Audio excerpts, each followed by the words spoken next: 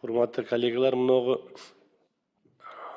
жол фонду боюнча экинчи ок экен, муну колдоп берели. Анан Бекназар Токтосунович, мен мынагы Ноокат Ош Баткен жолу боюнча Исфана, Ош Исфана жолу. Ошол канча километри калган? Ошол маалыматыңыз бар сиздин?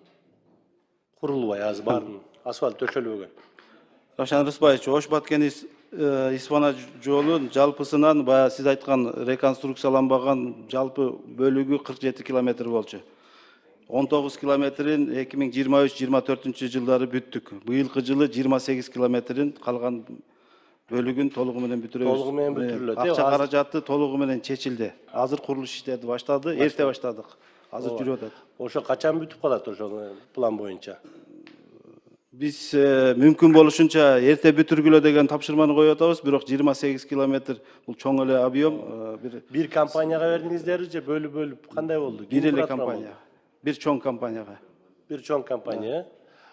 Буйруса бүтөт экен анда, уже башталды. Негизгиси акча каражаты толугу менен чечилди. Эми акча чечилгенден кийин курулуш иштерин биз толугу менен көрүп атасыз, эл кыйналып кетти. Ошону тездетсек. Жок, жайка жок.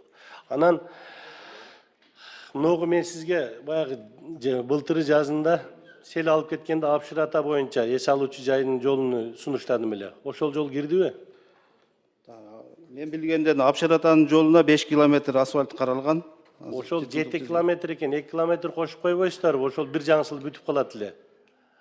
Калган жагыны шарттарды элдер өздөрү түзүп алат эле ал жакта. Анда экен 2 километр кошуп, түшүндүм. Ички чарбалык жолдор бар экен, анын мен тизмесин сизге берейин. Аны такташайлы. Рахмат, ошо Ноокаттын жолун билейин дедим эле. Рахмат.